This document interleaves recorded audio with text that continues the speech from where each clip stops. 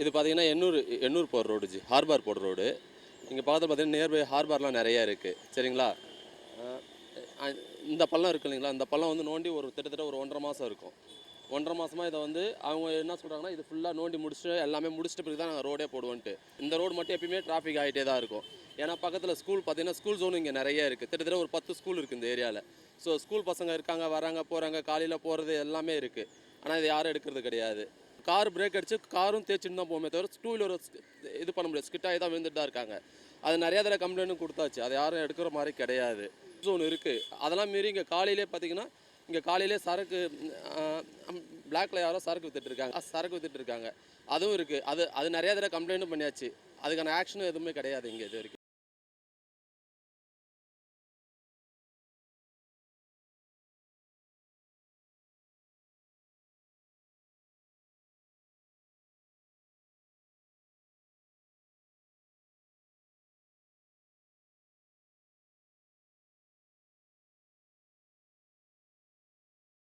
மழைலாம் வந்துச்சுன்னா இந்த ரோடு ஆட்டோமேட்டிக்காக பள்ளமாயிடும். ரோடு சரி கிடையாது.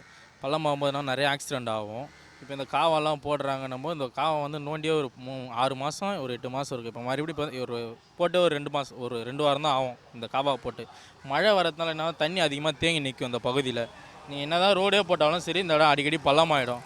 பள்ளமாக ஆக்சிடெண்ட்டாக அதிகமாகும் போது நிறையா விபரீதம்லாம் ஆகிருக்கு. நானே கண்ணால் பார்த்துருக்கேன். இது ரோடு பெருசாகவும் இல்லை. இப்போ ரோடு பெருசு பண்ண போகிறேன்றாங்க. அது எந்த வருஷம் ஆகும் தெரியாது. இதை பண்ணியே 1 வருஷம் ஆகுது. இதுக்கப்புறம் தான் ரோடும் போடுவாங்க. அது எப்போ என்ன கண்டிஷன் கவர்மெண்ட்டுக்கு தான் தெரியும். கவர்மெண்ட்டு நடவடிக்கை பண்ணால் தான் நம்மளும் அது என்ன பண்ண முடியும். வீட்டில் மட்டும்தான் அள்ளுவாங்க. கடையிலலாம் பண்ண மாட்டாங்க. கடையில் பண்ணோன்னா காசு கேட்குறாங்க. காசு கேட்டால் நான் அள்ளுறேன், இல்லைனா அள்ள முடியாது அப்படின்ட்டு போயிடும். அதனால் நாங்கள் எதுவுமே வெளியே தான் கொட்டிட்டு வரோம். ரொம்ப இடையூறாக அதான் சொல்கிறேன். ரோடு கிராஸ் பண்ணுறதுக்கு வர்றதுக்கு போகிறதுக்கு ரொம்ப இடையூறாக இருக்குது. வண்டி நிற்க முடியல, எதுவும் பண்ண முடியல. காலையில் டைமில் பார்த்தீங்கன்னா டிராஃபிக் ஓவரு. காவா போட்டாங்க, அது ஒழுங்கான முறையில் போடல. அதெல்லாம் பார்த்து கொஞ்சம் சரி பண்ணி இது பண்ணணும்.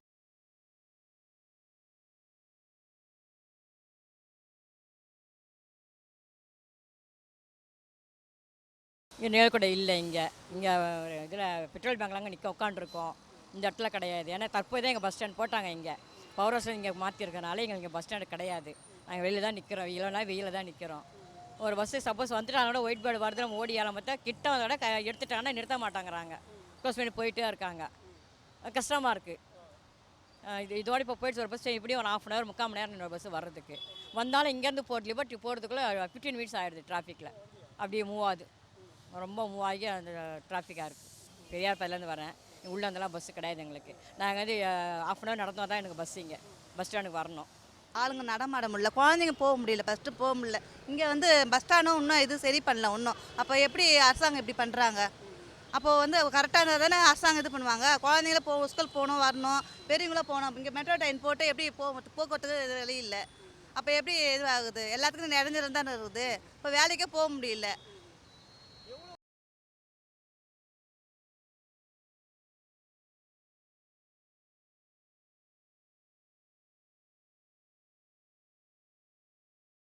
காவா நோண்டிட்டு ஒரே இதுவாக இருக்குது. அதால் போக முடியல, வர முடியல, ஸ்மெல் அடிக்குது. இப்போ டிராஃபிக் ஜாம் ஆகுது.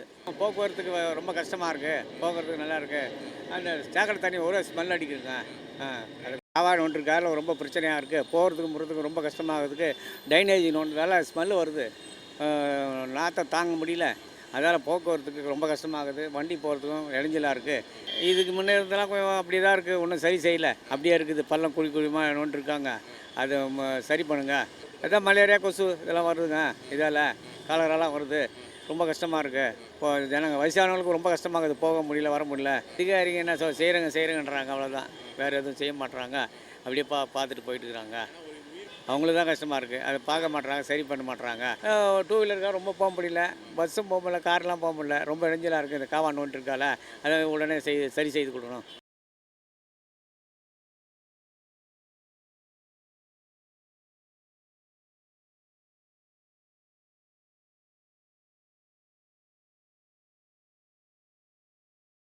நான் முதியோர் இல்லத்துலேருந்து வரேன். அடிக்கடி வாரம் 2 வாட்டி கேஎம்சி ஹாஸ்பிட்டலுக்கு உடம்பு சரியில்லாதவங்களை கூப்பிட்டு வருவேன்.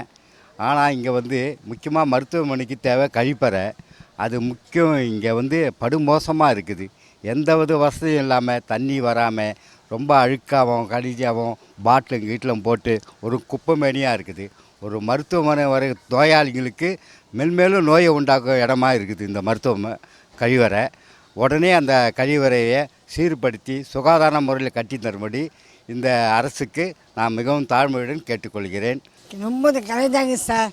போன மாதம் 12ஆம் தேதி வந்தோம். ஒரே கலேஜி கண்ட துணிகள்லாம் உள்ளே கிடக்குது சார். கண்ட துணிகள்லாம் இருக்குது, காலை வைக்க முடியல. இந்த மாதமும் வந்து இதே போல தாங்குது. அப்போ எங்கே சார் பப்ளிக் ஜனம் போவாங்க பாத்ரூமுங்க?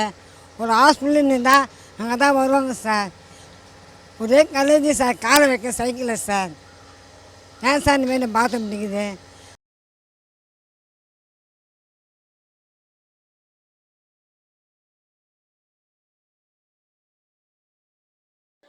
அனைத்து கழிப்பிடமும் இலவசமாக்குறேன்னு சொல்லிட்டு அதன் வாயிலாக இந்த 3ஆம் மாதம் வந்து 1ஆம் தேதி முதல் அமலுக்கு வந்தது. அதாவது அனைத்து கழிப்பிடங்களும் இலவசமாக என்று. ஆனால் இலவசம் என்று சொல்லிவிட்டு எந்த விதமான பராமரிப்பு இல்லாமல் தான் கிடக்குது. ஏன்னா கிட்டத்தட்ட நிறைய கழிப்பிடங்கள் வந்து திறக்கவே இல்லை. திறந்த கழிப்பிடத்தில் பார்த்திங்கன்னா யூரின் பாஸ் பண்ணி இந்த மாதிரி மலம் கழிச்சு விட்டு ரொம்ப ரொம்ப மோசமாக இருக்குது. ஏற்கனவே கட்டணம் வசூல் பண்ணும்போதே ரொம்ப மோசமாக வந்து சொல்லி பல முறை நாங்கள் வந்து புகார் கொடுத்துருக்கோம். மகளிருக்குன்னு ஒரு தனியான ஒரு கழிப்பறை கிடையாது, இருக்குது, ஆனால் வந்து பயன்படுத்தல இல்லை. அதே மாதிரி கழிப்பிடத்தை பார்த்திங்கன்னா தண்ணி வரல. அதே மாதிரி அந்த இடத்துல வந்து சுத்தமாக வந்து க்ளீன் பண்ணலை. பல கழிப்பிடங்கள் வந்து திறக்கவே இல்லை. இந்த மாதிரி ரொம்ப மோசமாக இருக்குது. வந்து அதாவது வருடத்துக்கு 3 கோடி ரூபாய்க்கு வந்து ஒதுக்கீடு செஞ்சு தான் சொல்லியிருக்காங்க.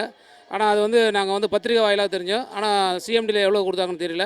சுத்தமாக அந்த திறந்து வச்சதுலேருந்து அவங்க பாட்டு கொம்பனே இருந்தாங்கன்னா அப்போ என்ன பராமரிப்பு இருக்குன்னு தெரியல.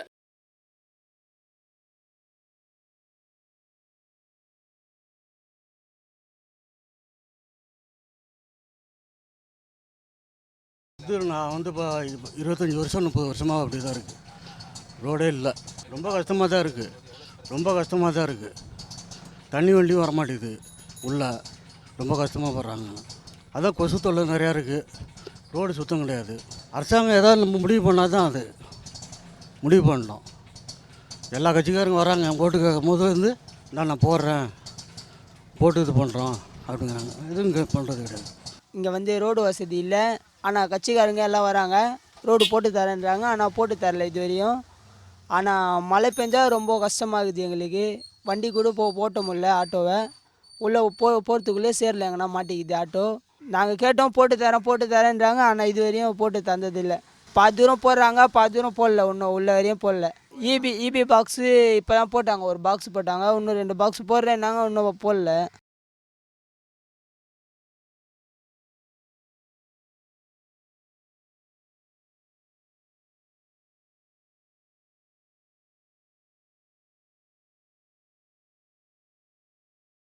தண்ணி இல்லை, வசதி இல்லை. 20 குடும்பம் கிடக்குறோம், 20 பேர் இருக்கிறோம். குழந்தை குட்டியோடு வாங்கி உங்களுக்கு பதில் காணும். தண்ணி இல்லை, கரண்ட் இல்லை, வசதி இல்லை.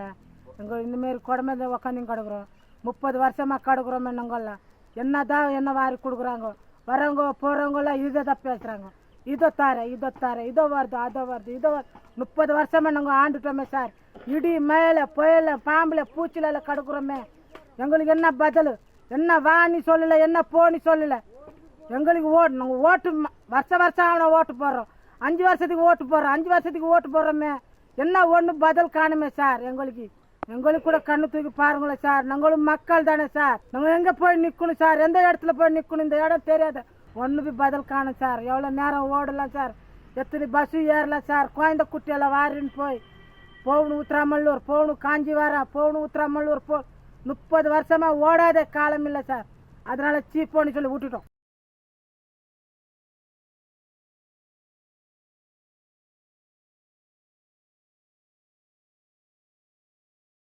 நான் வந்து இங்கே முதியோர் இதுகளில் இங்கே சிட்டிங்கில் இருக்கேன்.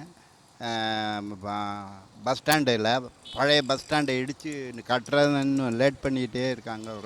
ரொம்ப லாங் டிலே ஆகுது. கொஞ்சம் சீக்கிரம் போட்டு கொடுத்தீங்கன்னா மக்களுக்கு நாங்கள் உட்கார்றதுக்கும் சௌகரியமாக.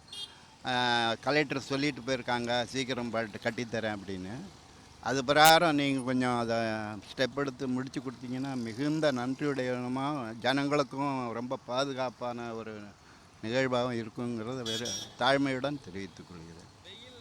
வெயில் நேரத்தில் இன்னும் உட்காந்துருக்கோம் பாருங்கள். வெயில் நேரம் ரொம்ப கஷ்டமாக தான் இருக்குது. எங்களுடைய ஏஜுக்கு இங்கே மட்டும் இல்லை, பேசஞ்சர்ஸ் வந்து மழை காற்று இதெல்லாம் இருக்கிறதுனால கொஞ்சம் சீக்கிரம் செய்யுமே நான் நம்புகிறேன்.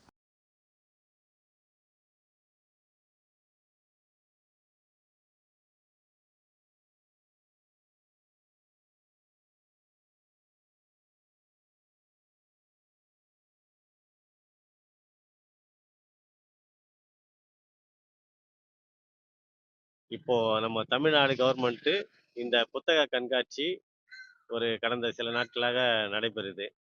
இந்த புத்தக கண்காட்சி வந்து பார்த்தீங்கன்னா மேக்சிமம் வந்து பள்ளி குழந்தைகளுக்கு பயன்பெறுமாறு இருக்க வேண்டும். ஆனால் இந்த காலகட்டம் வந்து அது சரியில்லாத காலம். காரணம் என்னன்னா, மேல்நிலைப் பள்ளிக்கு இன்னைக்கு தேர்வு நடைபெறுவதால் அங்கே இருக்கிற குழந்தைகள் வந்து தேர்வுக்கான பயிற்சி தான் பார்ப்பாங்களே தவிர இந்த புத்தக கண்காட்சி போகிறதுக்கான வாய்ப்புகள் ரொம்ப ரொம்ப குறைவு.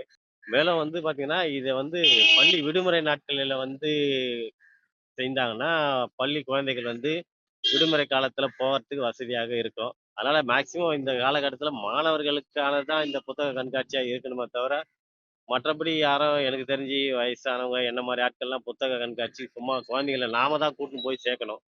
பெரியவங்களாம் போயிட்டு விருப்பப்பட்டு புத்தகத்தில் இப்போ படிக்கிற காலம் இல்லை. குழந்தைகளுக்கான இந்த புத்தக கண்காட்சி இன்னைக்கு இருக்கிற காலகட்டம் சரியான காலகட்டமாக இல்லை என்பதை நான் தெரிவிச்சுக்கிறேன்.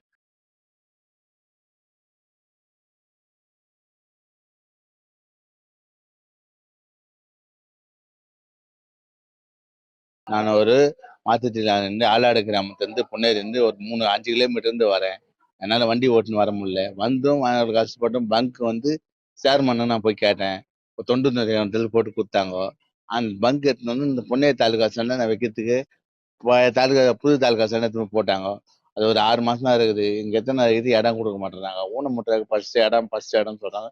இது நடவடிக்கை வரல. ஆனால் அந்த பங்க் எடுத்தோன்னா நான் 6 வாட்டியும் எடுத்தாந்து 3500 கிரேனுக்கு 3500, லாரிக்கு 3500. அந்த 6 வாட்டிக்கு என்ன ஆகுது? 6 வாட்டி எத்தனை வச்சு இந்த உமாபதின்றவன் எனக்கு கொடுமை பண்ணி என்னை நாஸ்தி பண்ணி அந்த பங்கு உள்ளே பூந்து எல்லாத்தையும் உடச்சி நாஸ்தி பண்ணி தண்ணி பாட்டில் எல்லாத்தையும் காலி பண்ணிட்டு எனக்கு போய்ப்பே இல்லை. அந்த பங்கு உடஞ்சி போச்சு. அவங்க எடுத்து கண்டமாகி போச்சு.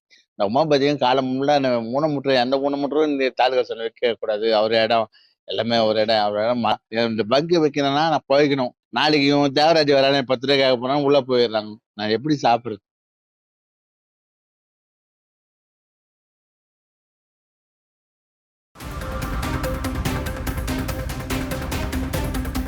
பெண்களுக்கு சேஃப் கண்டிப்பாக கொஞ்சம் கஷ்டம்தாங்க. உண்மையிலே இல்லை. ஏன்னா நான் பயமாக இருக்கு. இப்போ என் பிள்ளையே நான் விடுறதுனால எனக்கு கொஞ்சம் பயமாக தான் இருக்குது. கொஞ்சம் பார்த்து இவங்க தான் பண்ணணும். எதுவாக இருந்தாலும் பெண்களுக்கு சேஃப் கண்டிப்பாக கிடையாதான் எனக்கு தெரிஞ்சு. நிறைய விஷயங்களுக்கு பார்க்குறோம், நிறைய விஷயங்கள் நடக்குது.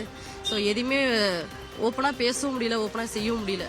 இப்போ பிள்ளைங்களை தனியாக மோஸ்ட்லி வெளியில் விட முடியல. நிறைய கெட்டு கிடக்குது தான் காலம். ஸோ சொல்லிக்கிற மாதிரி எதுவும் இல்லை. கொஞ்சம் சேஃப்டி கொண்டு வரணும். ஏதாவது இந்த பூத்துன்னு சொல்லிட்டு இங்கே இருக்குது. ஆனால் இங்கே போலீஸ்காரங்க இருக்காங்களான்னு தெரியல.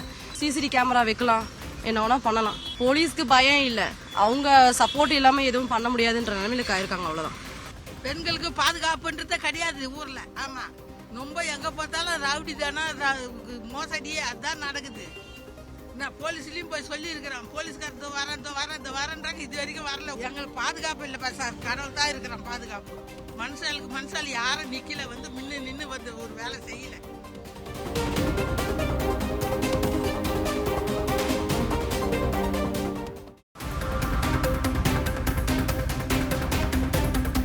எங்களுக்கு பார்த்தீங்கன்னா கரண்ட்டுன்றது வந்து ரொம்ப காலமாக ரொம்ப பிரச்சனையாக இருக்குது. கரண்ட் வசதி சுத்தமாக இல்லை எங்களுக்கு. ஒரு கேபிள் பார்த்தீங்கன்னா ரோட்டில் போகுது. ஒரு கேபிள் ஃபால்ட் ஆயிடுச்சுன்னா அந்த ஃபால்ட்டை வந்து ஜாயின் பண்ணிட்டு அவங்க பாட்டுன்னு போயிடுறாங்க. அது பார்த்தீங்கன்னா நாளடைவில் மெல்ட் ஆகி அதுலேருந்து புகை வந்து அதுலேருந்து பயங்கரமான நெருப்பு வெடித்து செதறுது. இதனால் வந்து உயிர் சேதம் வந்து இது வரைக்கும் ஏற்படல. ஆனால் சப்போஸ் அந்த இடத்துல ஒரு குழந்தைங்களோ யாரோ ஒருத்தர் வந்து விளையாடும் போது அசம்பாவிதம் நடக்க ரொம்ப அதிக வாய்ப்பு இருக்குது. எங்களுக்கு நைட்டில் கரண்ட்டு போயிடுச்சுன்னா என்ன வந்து எங்களை கடிக்கிறதுன்னு எங்களுக்கே தெரியாது. அடிச்சு அது பாட்டுன்னு போய்டும். அதுக்கப்புறம் நாங்கள் எந்த ஒரு இது வச்சு நாங்கள் ஏதோ அந்த அளவுக்கு சொல்யூஷன் இருக்காது. ஏன்னா எங்கள் ஏரியா வந்து ஒரு தனியாக இருக்கிறதால ஒரு ஆள் சப்போர்ட் எதுவுமே இல்லை எங்களுக்கு. கேபிளை வந்து ஒரு ப்ரொசீஜராக எப்படி போடணுமோ அப்படி போட்டு கொடுத்தா போதும் எங்களுக்கு. இந்த ஒட்டை வச்சுட்டு போகிறது இந்த மாதிரியான எங்களுக்கு வேலையே எங்களுக்கு வேணாம். ஒன்று பண்ணீங்கன்னா அதை ப்ராப்பராக கரெக்டாக பண்ணி கொடுத்துருங்க. அதுதான் எங்களோட கோரிக்கை.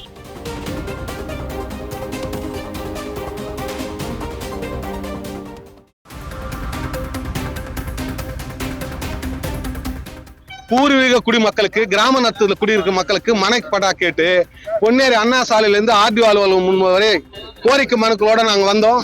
எங்களை போலீஸ் இங்கே தடுத்துட்டாங்க. அதுக்கு என்ன காரணம்னு கேட்டால் அந்த கேஸு அந்த நிலம் ஏற்கனவே ஒரு வழக்கில் 91 கோயில் நிலம்னு சொல்லி அங்கே இருக்கிற ஆதிக்க சக்திகள் ஒரு வழக்கு போட்டு எக்ஸ்பர்ட் ஆயிருக்கு. அந்த கேஸ் இருக்கிறதுனால எங்களால் இப்போ கொடுக்க முடியல. நாங்கள் அதுக்கு மேல்முறையீடு செஞ்சுட்டு இது குறித்து மாவட்ட ஆட்சியரிடம் அணுகி உரிய நடவடிக்கை எடுக்கிறோம் அப்படின்ற மாதிரி ஒரு உத்தரவாதம் ஆர்டிஓ பிஏ தாசில்தார் சொல்லியிருக்காங்க. இந்த மாதத்துக்குள்ள எங்களுக்கு பட்டா கிடைக்கலன்னா அரசாங்கம் அறிவிச்சு இருக்கிற இந்த சட்டத்துக்கு உட்பட்டு இந்த நிலத்தை இந்த 6 மாசத்துக்குள்ள எங்களுக்கு பட்டா கிடைக்கலன்னா அதோட பட்டா கிடைக்காது. ஏன்னா இது பெல்ட் ஏரியான்னு சொல்லி இத்தனை நாளும் காலம் அழைத்துட்டாங்க. எனவே இந்த இந்த ஒரு மாதத்துக்குள்ள உரிய நடவடிக்கை எடுக்கலன்னா எங்களுடைய போராட்டம் அடுத்த கட்ட போராட்டம் சிறை செல்ற போராட்டம் கூட நாங்கள் தயாரா இருக்கோம்னு சொல்லி இந்த நேரத்தில் கேட்டுக்கிறோம். எங்க மனுக்கள் எல்லாம் கொடுத்துருக்கிறோம். உரிய நடவடிக்கை எடுப்பாங்கன்ற நம்பிக்கையோட இந்த போராட்டத்தை நாங்க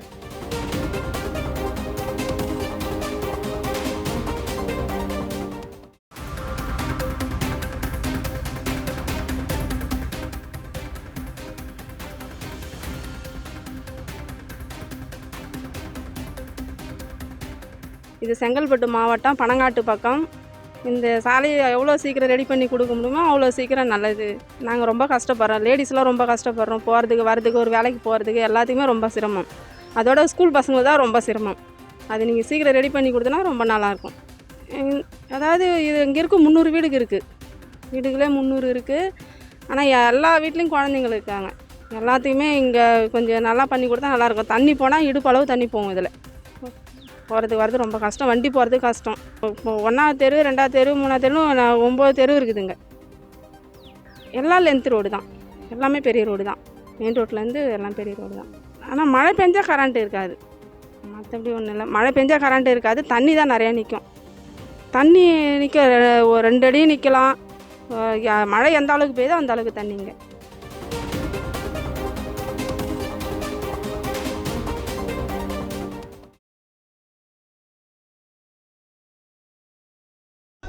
விலாங்காடு பக்கம் பஞ்சாயத்திலிருந்து பொதுமக்கள் நாங்கள் அனைவரும் கூடி இங்கே பஸ் ஸ்டாண்ட் அருகில் இங்கே செல்வன்ற ஒரு அந்த ஓனர் இங்கே அவர் கடை கட்டி ஒயின் ஷாப்பை திறக்க போகிற 17ஆம் தேதின்னு சொல்லியிருக்காரு.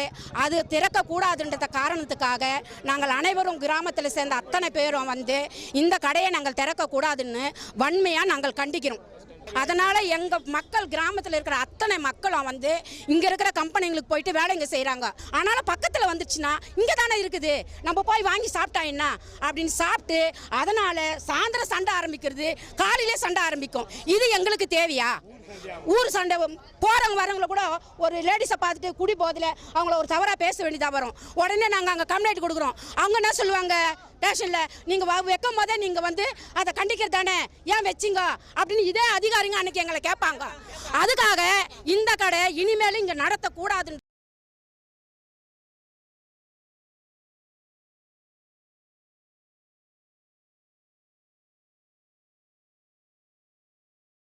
அடிமட்ட பணியாளர் அடிப்பட்ட பணியாளர் தான் சொல்லணும். ஏன்னா அந்த அளவுக்கு பாதிக்கப்பட்டிருக்காங்க ஒவ்வொரு விஷயத்துலையும். அது என்னன்னு சொல்ல போனாக்கா ஒவ்வொரு ஜியோ நம்முடைய அரசாங்கம் கொடுக்குறாங்க. ஆனால் அந்த ஜியோ நிறைவேற்ற மாட்டுறாங்க. ஒரு சில மாவட்டங்கள் தான் அந்த ஜியோவை கடைப்பிடிக்கிறாங்களுக்காண்டி மற்ற மாவட்டங்கள்லாம் அந்த அடிமட்ட பணியாளருக்கான தேவைகள் முழுமையாக நிறைவேற்றுறதுக்கு கிடையாது.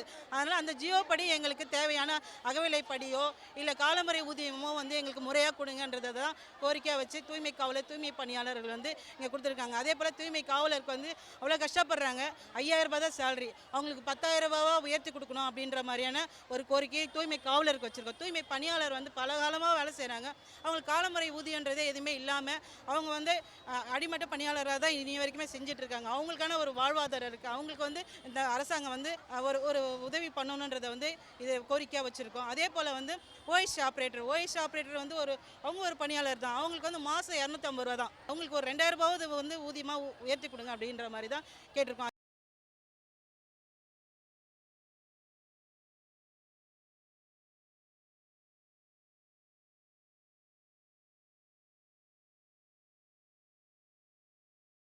நாங்கள் இங்கே வந்து நிழல் கூட இல்லாமல் பஸ் ஸ்டாண்டில் ரொம்ப வெயிலில் நிற்கிறோம். டயத்துக்கும் பஸ் வரல, ரொம்ப கஷ்டமாக இருக்குது. இங்கே ஷீட்டில் போட்டிருக்காங்க பஸ் ஸ்டாண்டு, அது வந்து காற்று அடித்தா பறந்து போயிடுது. எங்களுக்கு வந்து டயத்துக்கு பஸ் வராதனால நாங்கள் ரொம்ப வெயிட் பண்ணியிருக்கோம், வெயிலே நிற்கிறோம். அது வந்து 1 மணி நேரத்துக்கு ஒரு வாட்டி நாங்கள் நின்று இங்கே ஒரே எங்களுக்கு வெயிலில் நிற்க முடியல. பூண்டி சுற்றி எங்களுக்கு 38 கிராமம் இருக்குது. எங்கள் எல்லாரும் இங்கே தான் வந்து பஸ் ஏறினோம். திருவள்ளூர் போகிறதுக்கு, ஆந்திரா போகிறதுக்கு, சென்னைக்கு போகிறதுக்கு எங்களுக்கு நிழல் கூடம் இல்லாத ரொம்ப கஷ்டமாக இருக்குது. நிரந்தரமாக நிழல் கூடம் பண்ணி போட்டு தர சொல்லுங்கள் கவர்மெண்ட்டு. அதுக்கப்புறம் தனியார் பஸ்ஸுங்க வண்டிங்கெல்லாம் நிறைய இங்கே வந்து இந்த பக்கமாக தான் திரும்புது, இங்கே நிற்குது. எங்களுக்கெல்லாம் ரொம்ப இடையூறாக இருக்குது. அரை மணி நேரத்துக்கு ஒரு பஸ் விட சொல்லுங்கள், ரொம்ப கஷ்டமாக இருக்குது. இந்த வெயில் சீசனில் எங்களால் நிற்க முடியாது, எல்லாம் கீழே விழுந்துடுறேன். எவ்வளோ வயசானவங்க வராங்க போகிறாங்க, எங்களால் நிற்க முடியல. கால் வலின்னா கூட வெயிலே நாங்கள் நிற்க முடியும், நிழலை தேடி தான் போவோம். அதனால் நாங்களுக்கு நிழல் கூடம் பண்ணி தர சொல்லி முதல்ல இது பண்ணுங்க.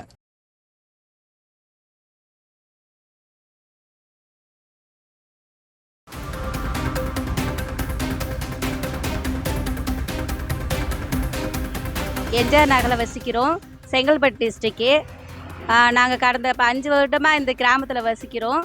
இதில் எங்களுக்கு ரோட்டு போதுமான அளவுக்கு ரோட்டு வசதி இல்லை.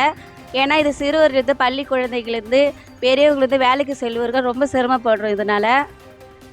அது மட்டும் இல்லாமல் மீன் காம்பங்கள் இல்லை, மீன் வசதிகள் இல்லை.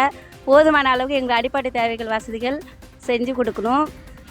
அதேமாரி தண்ணி வந்து மழை பெஞ்சால் தண்ணி நிறையா இருக்குது.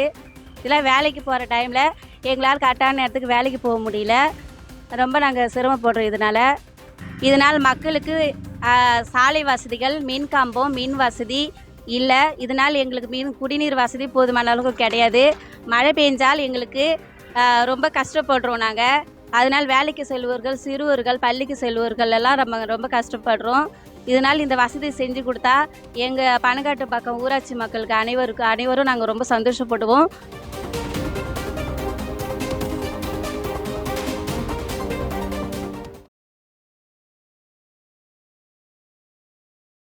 அரசாணை நிலை எண் 20 நடைமுறைப்படுத்தப்படும். அதாவது ஓராண்டு படுத்தாத அதற்கு பிறகு நடைமுறைப்படுத்துறதா சொல்லியிருந்தாங்க.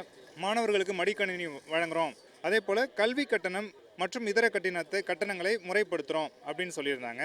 அதற்கு பிறகு இந்த ஜிஓ 151 தற்காலிக பகுதி நேர ஆசிரியர்கள் மற்றும் தற்காலிக ஆசிரியர்களாக 2 ஆண்டுகளுக்கு மேல் தொகுப்பூதியத்தில் பணிபுரியறவங்கள நிரந்தரமாக்குற ஒரு அரசாணை, அந்த அரசாணை நடைமுறைப்படுத்துகிறோம் உள்ளிட்ட 5 கோரிக்கைகள் சொன்னாங்க. அந்த 5 கோரிக்கைகளும் தற்போது வரை ஒரு நகர்வு கூட நகரல. எங்களுக்கு இயக்குனர் என்ன சொன்னாங்களோ அது அப்படியே இருக்குது. அரசு நிதி உதவி பெறும் நிறுவனங்கள் 8000 நிறுவனங்கள் இருக்குது. அந்த 8000 நிறுவனங்களில் ஒரு நிறுவனத்தில் கூட ஒரு பார்வை மாற்றுத்திறனாளி கூட பணிபுரியலை. மொத்த கிராஜுவேட்ஸ் குவாலிஃபைடு விஷுவலி சேலஞ்சர்ஸே ஒரு 2500 பேர் தான். ஆனால் இங்கே எய்டட் இன்ஸ்டியூஷன் 8000 இன்ஸ்டியூஷன்ஸ் இருக்குது. ஒருத்தர் கூட ஒரு பிளேஸ்மெண்ட் கூட கொடுக்கல. அதனால் அதற்கு வந்து ஒரு கண்காணிக்க ஒரு குழு அமைக்கிறோன்னு சொல்லி டிபார்ட்மெண்ட்டில் சொன்னாங்க, எதையுமே பண்ணலை. அப்போது இங்கே துறையில் என்ன நடக்குது அப்படிங்கிறதே புரியலை. அதனால்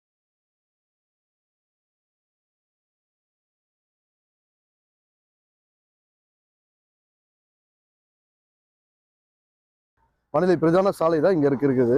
பைபாஸ் சொல்லுவோம், நம்ம டோல்கேட்டு அருகாமல் தான் இருக்குது. அதில் ஒரு ரோடு தான், அது லிங்க் ரோடு, பெரிய ரோடு இது. இதில் பார்த்தீங்கன்னாக்கா முக்கியமான பஸ் எல்லாம் இங்கேருந்து போகும். நம்முடைய 121 பஸ் வந்து இதுக்குள்ளே தான் வரணும். ஆனால் கிட்டத்தட்ட ஒரு 3 ஆண்டுகளாக பைபாஸ்லேயே நிற்கிது, உள்ளே வர முடியல. என்ன காரணம்னா இந்த ரோடு போடவே கிடையாது. கிட்டத்தட்ட ஒரு 3 ஆண்டுகளாக இந்த ரோடு போடாமல் நாளைக்குன்னு அப்படியே போய்கிட்டே இருக்குது, கண்டினியூஸாக ஓடிட்டு இருக்கு. அதனால நம்ம வந்து என்னதான் கேட்டாலும் இதோ போடுறோம் சொல்லிட்டு இப்போதைக்கு வேலை அப்படியே மந்தமாக போய்கிட்டு இருக்கு. இந்த வைதிக மேல் சாலையை வந்து கொஞ்சம் ஒழுங்குபடுத்தி கொடுத்தாங்கன்னா நல்லா இருக்கும். ஏன்னா முக்கியமான சாலை இது. அருகாமல் கம்பெனி இருக்கு, கோயில் குளங்கள் இருக்கு, பள்ளிக்கூடம் போகக்கூடிய பிள்ளைகளுக்கு இது நல்ல ஒரு வசதியான ஒரு சாலையாக இந்த சாலை இருக்கிறது. 2வது கம்பெனிக்கு சில எல்லாமே போகிறதுக்கு இந்த பக்கம் தான் போகணும். எல்லாருமே சைக்கிள் முதற்கொண்டு பைக் முதற்கொண்டு எல்லாமே இதில் தான் போகணும். எல்லாருக்குமே வந்து சிரமம் தான். தயவு கூர்ந்து இதை இந்த அரசாங்கம் அல்லது இங்க இருக்கக்கூடிய நிர்வாகம் இதை கவனிக்கும்படி அன்போடு கேட்டுக்கொள்கிறேன்.